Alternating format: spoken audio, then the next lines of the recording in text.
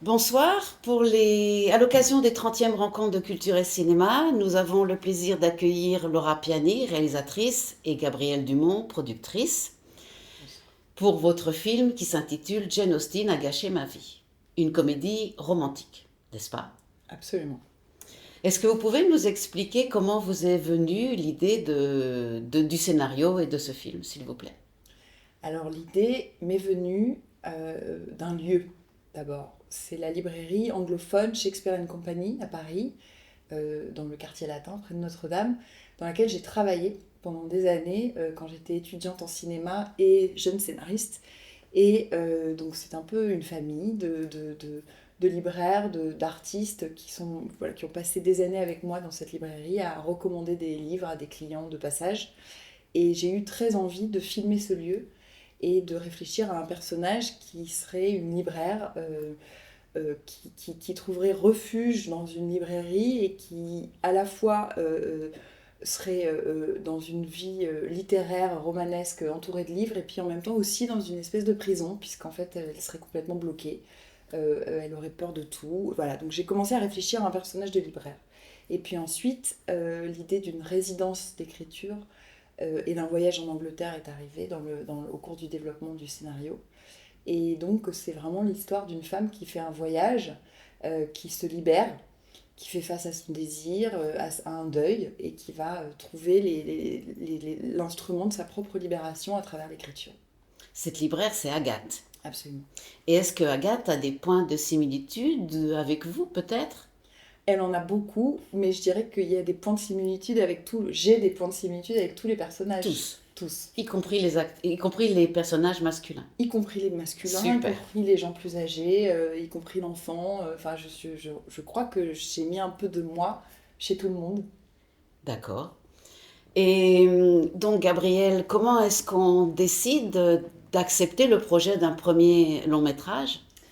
Alors, le cas est particulier à chaque film, évidemment, et à chaque projet.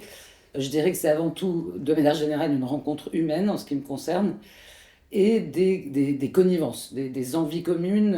Et ce qui s'est passé, en l'occurrence avec Laura, c'est qu'on s'est rencontrés au lendemain des attentats du Bataclan, quasiment très peu de temps après, donc dans une période on vivait toutes les deux à Paris. Et on s'est rencontrés en Italie, au Torino Film Lab, qui est une rencontre de cinéma à Turin. Et en fait, on s'est retrouvés assis, je crois, lors d'un dîner, assises l'une à côté de l'autre, et à se retrouver comme deux Françaises arrachées à nos proches à l'époque, dans une période qui était vraiment très difficile. Il se trouve que Laura et moi, on travaillait et l'une et l'autre sur des projets qui n'avaient rien à voir, mais qui étaient assez lourds, assez exigeants, assez sombres.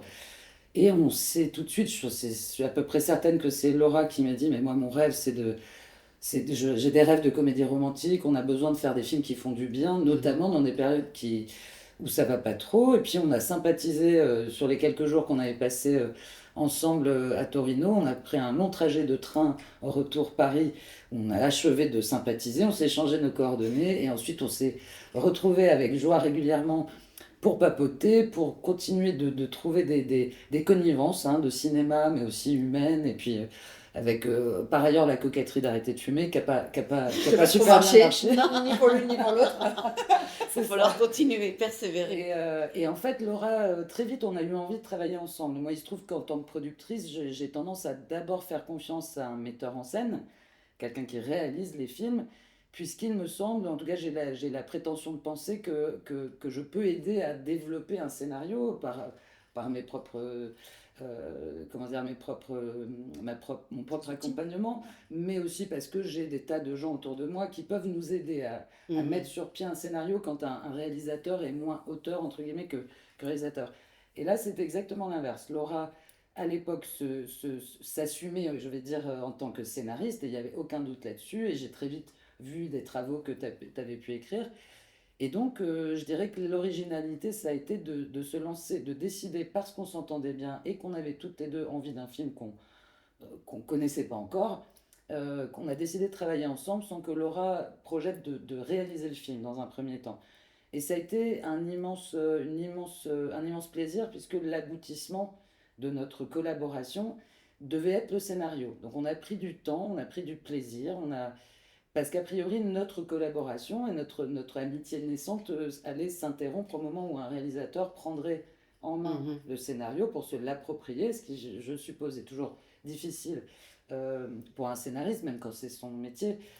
Et en l'occurrence, quand on commençait à peine à se dire, bon, il va falloir interrompre cette joyeuse collaboration, parce qu'il faut le confier à quelqu'un qui va le mettre en scène, Laura m'a avoué, pour mon plus grand plaisir, son rêve tout à coup que ce projet qui était si intime et personnel, elle rêvait de le réaliser. Et ça a été la meilleure nouvelle du moment. J'ai dit oui tout de suite, parce qu'on se connaissait, on se faisait confiance, on avait déjà collaboré à ce moment-là pendant 2-3 ans, je dirais, sur l'écriture.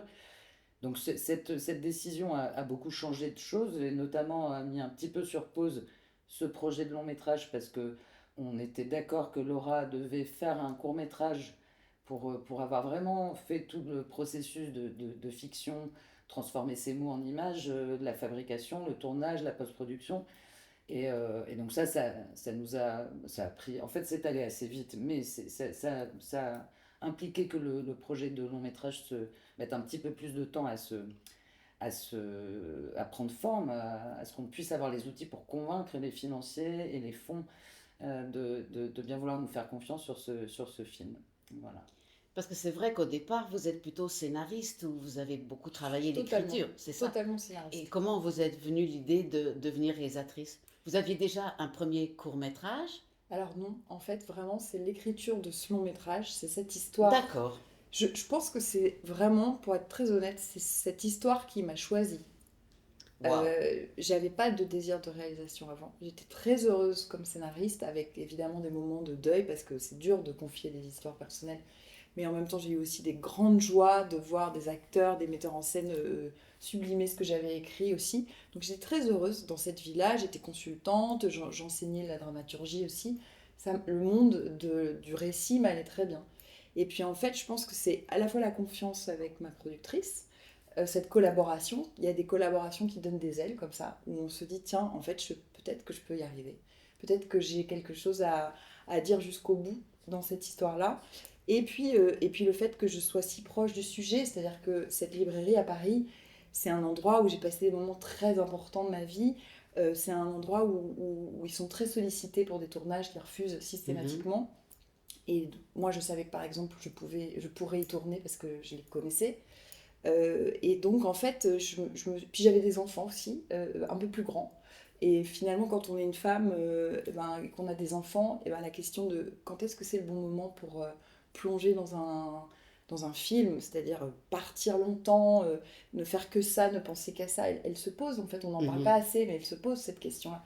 C'est Je un pense que c'était sacerdoce, pas hein. Oui. c'était pas le moment avant.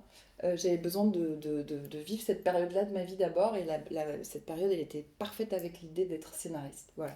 Donc il y a la relation avec une productrice qui donne des ailes, un sujet très intime qui s'impose, et puis un désir que j'ai écouté, et ça c'était beau, parce que je faisais à la fois un film sur un personnage qui écoutait son désir, et moi aussi j'étais un peu dans ce chemin-là, dans une autre histoire, mais c'est intéressant de voir des points de rencontre avec les gens qu'on filme et des personnages qu'on invente, En finalement. fait, il faut se laisser vivre. Ouais, il faut écouter ce dont C'est on a ça. profondément envie, en tout cas, ça c'est Oui. sûr, et pas trop avoir peur. Idéalement, avoir un peu peur, mais pas trop. Pas trop. Il faut être raisonnable. Et si on revient sur le film, parlez-nous d'Agathe, qui est jouée par Camille Rutherford. Très excellente actrice. Comment l'avez-vous choisie? Alors Camille, elle s'est imposée très vite parce que d'abord, on cherchait une actrice bilingue. On avait besoin d'un personnage qui parle anglais couramment. Camille, son père est anglais, donc elle est parfaitement bilingue. Et puis moi, je l'avais découverte dans un film de Bruno Merle qui s'appelait Felicita, où elle jouait avec Pio Marmaille. Et j'avais été absolument éblouie par sa grâce, en fait. Cette espèce de fille très très belle, qui en a pas conscience, qui en joue pas, qui est pas du tout dans la séduction, mais qui est absolument irrésistible. On dirait un portrait de la Renaissance. Enfin, Mhm. elle a vraiment elle est d'une beauté rare, mais elle est aussi extrêmement drôle, très naturelle. Elle a une formation de théâtre classique, c'est une immense actrice. Donc en fait, assez vite, la rencontre était évidente. C'était le personnage, c'était au-delà de ce que j'avais pu imaginer même en fait. C'est-à-dire qu'elle a une forme de maladresse dans cette grâce qu'elle contrôle pas, qui collait complètement avec l'idée que j'avais de ce personnage qui se sentait pas à sa place, qui se cognait un peu partout, qui était un peu trop grande dans les espaces où elle était, et puis qui se sentait toute petite, alors qu'elle arrivait dans un endroit où enfin c'était possible. Donc en fait, même le corps de Camille, son comique enfin, incarné, était absolument parfait. Et de Camille, on a cherché les autres acteurs. En fait, Oui. on est parti de Camille, donc du personnage d'Agathe, pour créer ce triangle amoureux et trouver les deux autres comédiens qui sont Pablo Poli, qui est un acteur pour qui j'avais écrit un rôle dans un autre film et donc que j'avais vu à l'œuvre dans la comédie, qui est un espèce de monstre de comédie qui peut transformer n'importe quelle situation en comédie. Donc j'avais très envie de retravailler avec lui. Et puis Charlie Hanson, qui est un acteur anglais qu'on a rencontré grâce à la directrice de casting, qui l'a vraiment déniché, parce que c'est plutôt un acteur de théâtre, et qui ressemblait de manière quand même assez flagrante à Hugh Grant, qui faisait partie de mes grandes références. Enfin, tous les films de Hugh Grant sont des références, je pense, j'espère, pour tout le monde. En tout cas, moi, c'était vraiment... Quand je l'ai rencontré, j'ai eu l'impression que c'était vraiment le personnage dont j'avais toujours rêvé. Donc voilà, ce trio-là, une fois qu'on l'a eu, après, ça a été extraordinaire parce que c'est un premier film, c'est un film qu'on a fait avec un budget plutôt modeste. Mais du coup, la contrepartie de ça, c'est la liberté. Personne ne nous a imposé de stars, de noms qu'il fallait absolument mettre. Donc on a pu chercher des acteurs de théâtre, des clowns, voilà, des gens pour qui on avait à la fois des coups de cœur humains et artistiques. Donc je crois que le casting, ça a été une des plus belles périodes de ma vie parce que quand on est scénariste, on s'arrête au casting. Donc les gens voilà, les personnages auxquels on a rêvé pendant des années, d'un coup, c'est vraiment la matérialisation du passage de relais, le casting, quand on est scénariste avec un réalisateur. Donc là, d'avoir pu, moi, choisir jusqu'au bout des acteurs pour incarner les rôles, c'était quand même la grande joie. Voilà.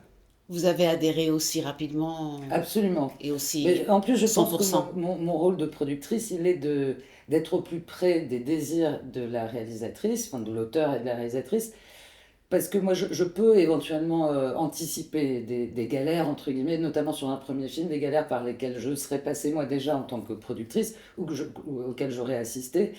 Et donc mon rôle, il est d'encourager, mais aussi de protéger, et enfin de protéger, de faire en sorte de préserver et vraiment effectivement que à aucun moment tu ne te sens bridé et voilà, il sera toujours temps de décider dans 15 jours ou dans 3 mois ou dans un an les moyens qu'on a pour faire quelque chose. Par contre, je suis convaincue que quand on bride trop tôt pour des raisons de budget, pour des raisons de financement même, c'est-à-dire d'essayer d'aller séduire des gens qui vont nous permettre d'avoir les sous pour faire le film, je pense que c'est des bâtons dans les roues à la créativité, à la liberté, à la singularité.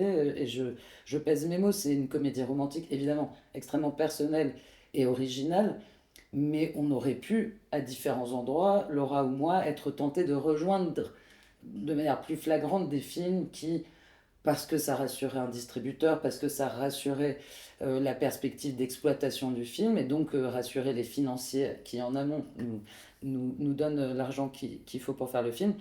En fait, je pense que c'est toujours un petit peu une erreur. Déjà, c'est une erreur si on essaye de faire des films singuliers. Et, et pardon, je perds un peu le fil. La frustration peut-être. La frustration, mais c'est-à-dire que par exemple sur la question du casting, j'étais non seulement extrêmement à l'écoute de Laura, c'est mon premier job. La bonne nouvelle, elle était qu'on était très raccord et qu'en termes d'affinité, de goût, de vision des personnages et tout ça, on était très proches. Et en même temps, j'avais absolument pas le rôle, j'étais pas interchangeable, j'étais dans l'écoute et dans l'accompagnement. On peut pointer une réalité qui est que quand notamment sur un premier film, le choix du casting va être un élément déterminant pour ensuite aller séduire des distributeurs, des chaînes, des investisseurs sur les films. Et quelque part même, les fonds publics sont très attentifs à ça. Et on sait que quand on propose des comédiens qui sont pas extrêmement identifiés par le grand public, ça n'enlève rien ni à leur talent, ni à leur expérience. En revanche, ce sont pas forcément des comédiens qui ont rassuré au niveau de l'exploitation et des sous que les films rapportaient.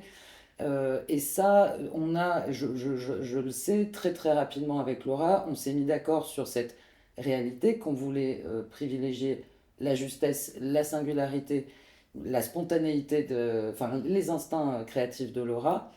Et on savait aussi dans ces cas-là qu'en renonçant entre guillemets à démarcher des comédiens bien plus identifiés, euh, on savait aussi qu'on prenait un chemin de financement qui allait peut-être nous rendre la vie assez difficile en termes de jours de tournage, en termes de moyens, en tout cas par exemple pour faire le film. Et je savais aussi en tant que productrice de plusieurs films et en accompagnant ce film qui est évidemment unique, que ce serait aussi des éléments qui deviendraient concrets tardivement pour Laura dans l'ensemble de tout ce qu'il y a à préparer en amont voilà, d'un financement, de se rendre compte comment traduire un certain budget en nombre de jours de tournage, en confort de tournage, en taille d'équipe. Tout devient très important à un certain moment. C'est pour ça qu'en fait, toutes ces décisions, il nous semble, et on était très raccord là-dessus, toutes ces décisions qui ont des conséquences jusqu'à la fin du montage, et ben en fait, il faut les prendre en étant convaincu de ce qu'on fait, quoi. C'est-à-dire que il faut choisir des acteurs dont on est convaincu, parce qu'après, le choix de ces acteurs implique un financement, et c'est pas grave, en fait, d'avoir peu de budget si on a des grands acteurs, en tout cas ceux dont on rêvait. Je crois en tout cas que c'était notre pari. En tout cas, ce qui a été sûr, c'est que je crois qu'aujourd'hui, évidemment, je dirais que le film est terminé, on peut souffler un petit peu, après beaucoup d'énergie et de plaisir, évidemment, mais aussi beaucoup de fatigue. Hein. C'est quand même un long processus. Et c'est un petit peu moins glamour que ce que peuvent imaginer les gens en général quand ils rêvent de cinéma. Euh, et oui, cette liberté et cette entente fait que on a gagné, on a comment dire, conservé une cohérence, quelle que soit l'étape.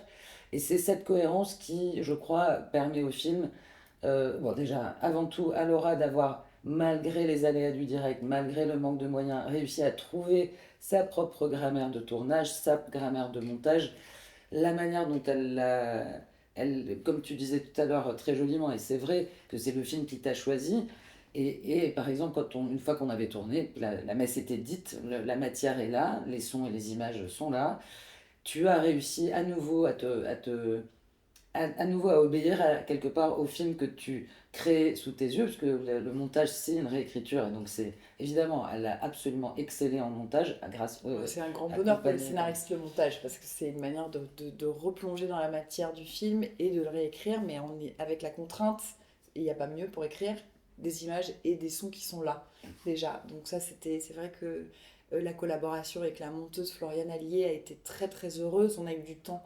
Ça, on a eu le luxe du temps du montage pour réinventer le film, pour se rendre compte de ce qui ne fonctionnait pas et trouver d'autres choses et changer des intentions de scène. Enfin, c'est vraiment une expérience, le montage, tellement forte pour moi que j'ai presque hâte de refaire un film pour remonter le film, enfin pour retourner en montage, quoi. Bravo. Avec la même productrice. Ah bah ça c'est on repart ensemble. D'accord. Ouais. Et parlez-nous des décors. Alors les décors. En dehors de Shakespeare & Co.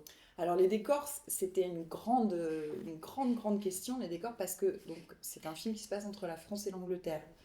Et comme on vous l'a un petit peu expliqué, on était quand même très limité en termes de budget, et donc on a rêvé un temps d'aller tourner en Angleterre, et on s'est assez rapidement rendu compte que c'était impossible. Donc il a fallu tout reconstituer, tout reconstruire, tout tricher. Et en fait, c'est la grande magie du cinéma, c'est-à-dire que moi, en partageant toutes mes références des films de James Ivory, des adaptations de Jane Austen, en partageant les références des plans, de la lumière que je cherchais avec la chef op, avec la chef déco, etc., on est tombé sur grâce aussi au repéreur, enfin, c'est un truc, c'est infiniment collectif, le cinéma, c'est une évidence de le dire, mais il faut le redire.